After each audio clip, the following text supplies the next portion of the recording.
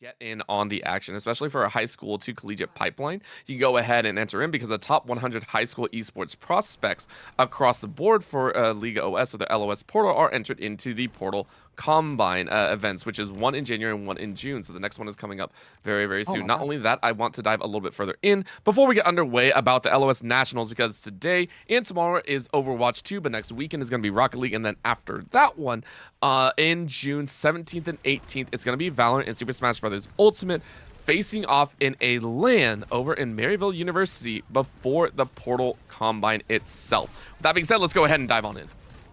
Oh yeah, we are right back into the ruins of Ilios, and already with some really nice picks from both sides. It is going to be Atoka, kind of uncharacteristically looking a little bit weaker here right now, although they are in control of the objective. So we'll see how long these two squads stay in character. Right now, the character is coming a lot from Coop, who has not only secured that first elimination, slightly off stage, but also the second one, keeping the fight going, although the point hasn't flipped quite yet.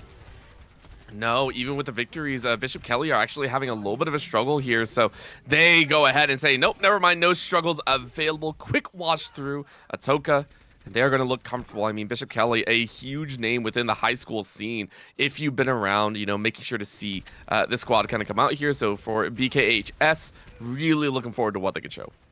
Oh, absolutely. We'll have to see as well what happens with these ultimates. Jumpy already has that Deadeye, and I wouldn't mind seeing it procced really early on to maybe help buy a little bit of that extra percentage that gap's about to be closed there, as well as the gap between Reinhardt and the front lines. Left for Cheese goes in for the pin, but it's going to suffer a lot of damage to the Deadeye. That barrier can't protect them anymore, and now you're relying on the supports who drop down into a death pit, and the fight is already rapidly resolved. And it's a comfortable battle behind. Huge job by Coop. A massive missile barrage. And you got Soggy on the back end. Now with the ultimate as well, Terra Surge plus missile barrage could be a devastating blow to Atoka, who do like to group up around their Reinhardt. And they have to be very, very careful. If they lose this fight, it could very well be over. Oh my goodness, the Overwatch turns on a dime, and so you want to keep things turning your favor. There's the spear turning around, sucking everyone into the middle and helping to establish the setup for Coop to go with a lethal barrage. Follow-up as well. That's absolutely marvelous. And even though our horse speared the frog away from our Pharah, who wanted to get a nice 5-piece to add to the clip reel, we are going to get a win of the fight, and that's as much as Bishop Kelly should be satisfied with. I mean, the flying battery between a Mercy and a Pharah has been as true to Overwatch as time itself. It's been such a mainstay piece, and the fact that we're seeing it out here means that buff. You saw how quickly Coop was able to find those victories, and it feels like it's never-ending. Messenger, though, trying to deny, and they are going to be able to do so as Soggy even comes in with a little bit extra on the back end. Ultimate for ultimate barrage, and it just allows Coop yet again to do Coop things. Bishop Kelly, third time in a row, deny the entirety of Atoka in a comfortable round 1 win. Yeah, oh my goodness, I absolutely clean Overwatch too. Like it's, I want to rant and ramble and shamble all over the little tiny details. But I think that. Oh man, and I hate to say this of myself, but I think I would get lost in the forest. And really, I actually think that it's better to just take a step back and appreciate how well both of these teams are playing around each other. But oh man, the meadow sure is peaceful over there on Bishop Kelly's side of the forest. They don't have to deal with quite the adversity that they're putting up against Atoka. They're not making, or these choke points aren't so treacherous to traverse through. And Atoka is going to have some responses to maybe level the playing field a little bit, putting JK too quick on the Baptiste and padding our damage with a little bit of the potential of the Bastion there is a really nice response to a pesky Pharmacy.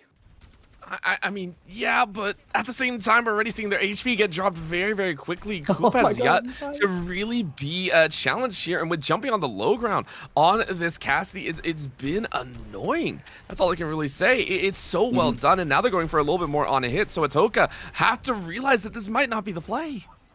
It's actually so troublesome to watch from a third eye, right? What a beautiful hit, beautiful kills. It's so troublesome if you are an Atoka player and Atoka fan, because what you end up having done to you is you feel pressured into looking for the Pharah and maybe playing a little bit Mhm. too early, using this damage maybe at the wrong time or in the wrong position, when really sometimes you might be able to ignore the Pharah. But when Coop is doing what they're doing, is that really an option? Right. I don't really think so, honestly. And you can even see them. They're like, dude, we have to play away from these bullying moments. We can't allow it to happen, so we have to go through a backdoor angle. But is that really going to work? As Flair now says, hey, you might not be looking at Coop, but you forgot about us. Flair goes man mode and bullies everyone out. Yeah, yeah. Did you see Messenger there in the back line as well, kind of helping to occupy JK2 Quicks? It's not a coincidence that as our supports find themselves tangled with their threats, which you would have a hard time justifying turning away from, right? Yeah, so let me just ignore this Moira who's draining the life from my bones, right? There's not a coincidence that when you have to turn around for a threat from your support line, you're going to lose the lifeline that your tank really needs there. There are some lifelines that exist here in the form of ultimates. JK2 Quick will be able to do the damage and the healing now a little bit more efficiently with the window, but all of the places that they would want to place them are contested, and now they find themselves pressured out of the possible ideal spot to let loose. I mean, they have done an amazing amount of work here. Bishop Kelly, they are saying you can't fight us. Jim Boss and Left for Cheese are able to find some, but it's just not enough. Again, this two-pronged style as a spear sticks in the wall. Flair kind of missed that one, but Bishop Kelly, I mean, they are so comfortable in how they want to play that Atoka last chance option. I just don't think it's gonna work. They even spot the flyer on the back lines. No inkling that Groovy was gonna do that, and they find it for free. GG's to Bishop Kelly. Gosh dang. Oh man, what a nice hold. What a nice demonstration of how to run this horse comp, how to do the 3-2 split, how to be attentive as a Mercy player. I know it, guys. I see the VODs and I play the game enough myself to understand that, man, oh, we sure do hate Mercy players. Well, for one, we don't actually, and for two, oh my goodness, that character is not only like really fun, but you have to be really attentive on that character, Yep. because when I'm under pressure as a Mercy, I can't whip out my gun, like I would be able to on Baptiste. I wouldn't be able to ride a wall like I would if I was playing Lucio, or Discord my threat as if I was Zen. I have to be attentive to the needs of my team while also thinking about my threats. So some really nice performances being put on. And again, I want to get lost in the forest orbital, but it really is, it's all of the trees together that makes us, that makes for such a beautiful scene. Atoka is actually still really competitive in this matchup, in Yeah. my Oh opinion. yeah. They have really good ideas, and that's not news to us. We saw that in the first series. So I guess one of my questions ends up being, um, where's the disconnect? Because you have these really Yeah. good ideas. They were working out really, really nicely in that first matchup against Sydney. Which, yeah, goodbye, Sydney. I actually really liked Sydney's style, so I'm a little Yeah. bit sad to see them gone. But I also really like Atoka's play style. So I definitely don't want to see them gone. Where's the disconnect? Where do they bridge some of the gaps in their good ideas and their good executions? Hmm.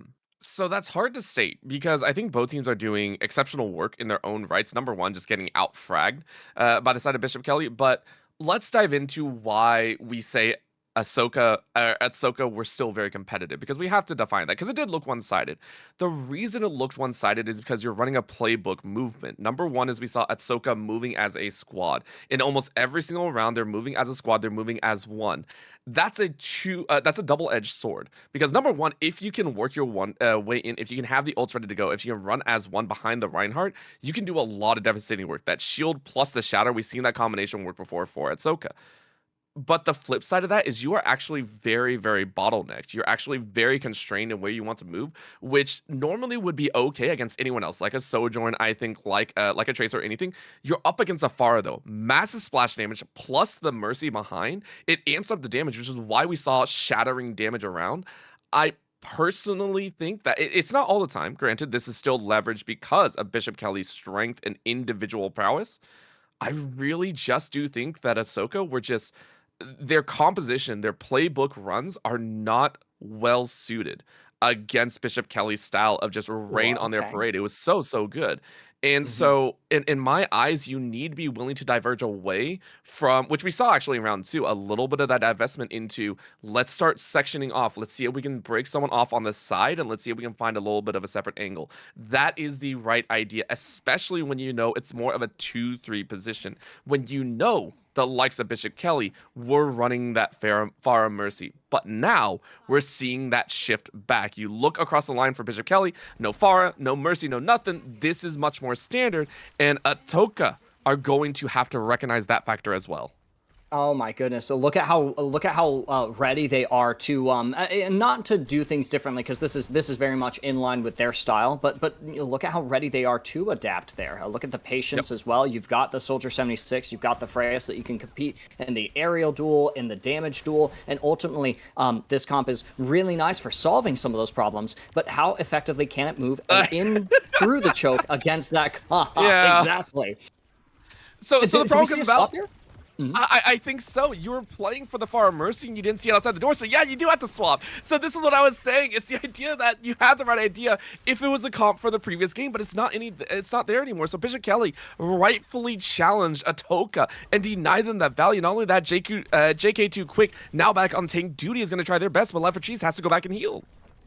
Yeah. Oh my goodness. It's a really tough timing where you want to engage, but you actually have to slow down just a little bit. So you're having to compensate a little bit by rushing Oh. some of our other maneuvers. But because the team isn't quite ready there, oh man, Overwatch is such a fun game. It's such a very interesting one, and I think Atoka actually does get to look really really good if they just manage to get things on like a 3-2-1 timer kind of deal, right? Because right now, if you don't have that, the game is about to get really really really hard, because we're about to launch into one of our first ultimate exchanges, and it might not even be an exchange because there's a lot built on the side of Bishop Kelly. Oh.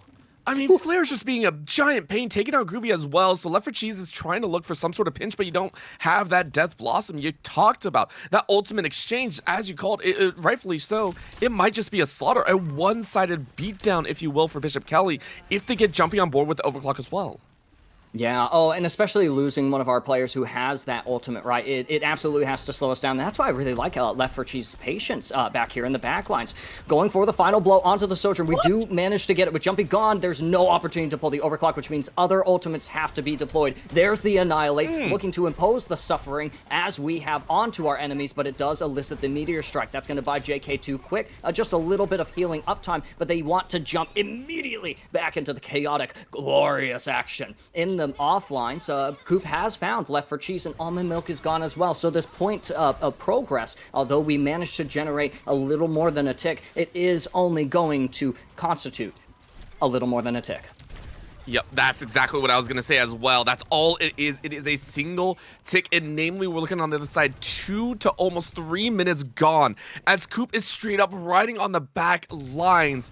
And this is the strength, the conditioning of Bishop Kelly. When Jumpy fell, when Flare fell, when Gizmo fell, Coop was there to back it up, and it worked. Atoka recognizing that this is a 3-pronged damage source and they need a lot more. They need to break through everyone if they want a clean teamfight win to take this first point, and Messenger ain't gonna allow them to. Oh no, there's the Kitsune Rush, the call to action, the surge forward through the choke, because we can operate the choke with this ultimate. It's all falling into place. It's so beautiful from Bishop Kelly. It's so synergized and coordinated. And the thing is that it makes things hard on Atoka. Not hard enough though. Left for Cheese is still able to find a little bit of value off in that backline, and that is a little bit of value actually does go away. Overwatch is a cumulative game, and so JK2 Quick is going to be able to find their pick off onto Messenger, and all you need is little advantages, more and more of them over time, and so you really don't want to lose anybody here. Jim Boss with a really nice disengage, a Meteor Strike to buy more time. There's the over health, but you have to reconnect to the rest of your team so that you can get plenty of healing. The Annihilate is going to touch to all of the members of Atoka, sapping the life from them. And oh man, you almost had a window of opportunity to deny it, but it's actually the clutch potential and reach of Bishop Kelly around their main tank there in an hour of need to solidify the hold on that objective. 42% is all that Atoka will get as a as a condition for their win. 13. I don't know if you caught that at the very end. 13 kills for Flare alone. You see Whoa. it one more time. 13th Holy with smokes. 0 deaths. Flare is truly a hero, but not of the light, of the darkness. The Oh my annihilation at the goodness, very yeah. end was destructive, and this goes back into it. Whenever Bishop Kelly were on the back foot, which granted, again, Atoka, when they run the playbook and they're allowed to run the playbook, it's beautiful. But as soon as Bishop Kelly recognized, hey, we're not really going to win, they immediately swapped to stall tactics. And I want to point that out because Coop and Flare were the definitive factors in stalling it out. Coop actually held on their own, I think, for a good like 45 seconds alone, which allowed Flare to actually build up the ult percentage. So for Bishop Kelly, it is comfort levels all the way around. Atoka tried. They tried their hardest, and I give them a lot of credit. They ran the right playbook when they had the ultimates ready to go, but it's not going to be allowed this time as Bishop Kelly, for their own, are ready to go with some of the early snipes. If they're able to find some of these early snipes at the start, they will have a quick run directly onto the point, capture that 33%, and then look for, I believe it was like a 42 at the end of the day. So, I mean, this, yeah, 42 literally on my screen. I see it right there. Bishop Kelly, they're looking to put an end to this and go 2-0 in group stage. Oh, this is going to be absolutely terrifying. I actually think I know exactly how this is going to play out, and so far it's a little bit slower than I thought it was going to be, with some really good disruption. I like that rock cast from JK2 Quick. You're still going to lose people on either side, and so that's awesome. I'm actually a little more relieved now. Things have played out a little bit slower than I thought they would. I really thought it was going to be that clean, real quick push onto the objective from Bishop Kelly. They're able to muster aspects of it. There's elements of it Oh at no. really nice timings and some really good plays being set up, but ultimately Atoka's able to stabilize in this orbital. Yeah, that was huge, actually. A really nice section by JK2 Quick, or getting section was JK2 Quick, and that's what they're trying to do, is annihilate that tank, but now Left for Cheese is going to try and get in the back line. Oh my goodness, and there's still secured eliminations from Coop. Left for Cheese is fighting back though, and there's just enough time, to find a wall to buy a little bit of space and protection there. You still have to wait on I think two of your members to regroup from spawn, but you have a Reaper to fight on the objective. He's so close to Death Blossom. Oh wait, he's not close enough to Death Blossom actually. I think that's it. I think that's it. That last little fight, you saw Bishop Kelly go, I'm sure there's more opponents, but Atoka were like, no, we have to back away and regroup. And it left a moment of indecision. But at the end of the day, Bishop Kelly forced their way in and are 2-0 in the group stage of the LOS Scholastic Champions Nationals Overwatch 2 League here. Oh, excellent stuff. And I think, I don't think we're actually going to know for sure until the end of the night, or until a little bit after now, who our last contenders are going to be. But the fact that one of them is absolutely going to be Bishop Kelly is really exciting for me to imagine going into those matchups tomorrow. I really wanted Atoka to get a map win against Bishop Kelly. And I didn't get that today, and that's okay. Even though they didn't get a map win, they still played really well. They played so excellently that this series, even if it's a 2-0, still ends up being incredibly compelling to me. And if the 2-0 from Bishop Kelly onto Atoka is that entertaining?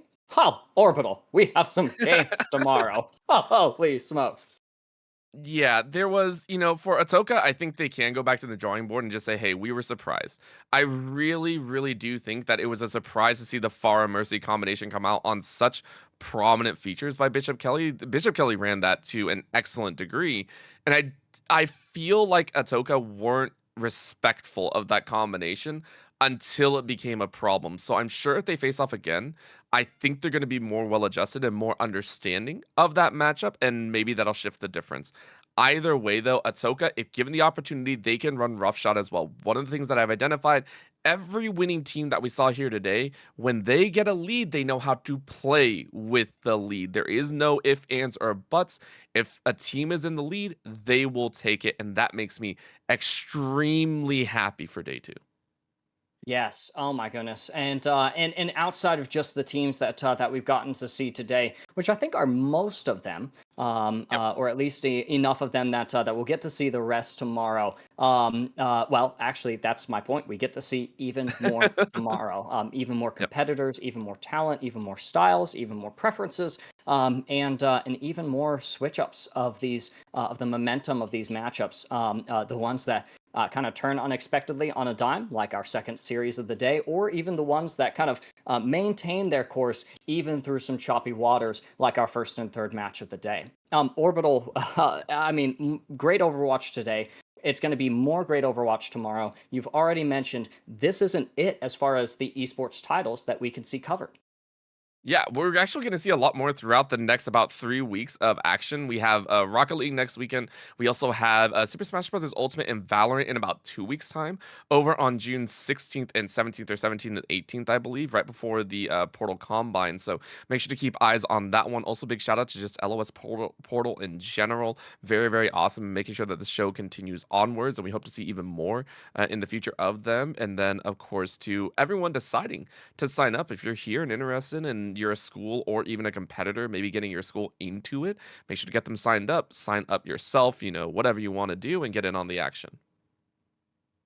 Please do so. League OS is an excellent platform for competition, tournament administration, and getting these players the platform that they need to be recognized. High school esports, especially high school esports Overwatch, is so incredibly near and dear to my heart, Orbital, because of how talented these kids are and how I don't want to get mad on stream, but ultimately how under-recognized they are, Yeah. especially when you compare them to the top competitors of the scene, which again, on that skill curve, aren't actually so far from these Yeah. young kids who just need a little bit more time in the incubation chamber of these esports scenes. So yes, oh my goodness, please head over to Portal. I'm sorry, to yes, to portal.leagueos.gg and start getting set up to put your students, your athletes into the competitions that they deserve to be in. Yeah. Orbital. I think from us, that's actually all that we have Yes. as far as the Overwatch. We won't know the official top four teams because matches are still happening. So Yep. we'll be able to see that later this evening. Maybe a little bit of anticipation for our teams who are still going to make it to that day tomorrow, and a good reason to make sure that you're tuned in tomorrow as well. Make sure that as part of an effort to do so, that you guys have followed the channel so you guys can be notified of when we go live, as well as making sure that you guys are here for tomorrow and those games next, actually over the course of the next couple of weekends. Guys, for you guys, I have been Lord Thethan, joined in the booth by Orbital, and thank you guys so much for watching. Have a wonderful rest of the evening. Be good to each other, and we'll see you next time.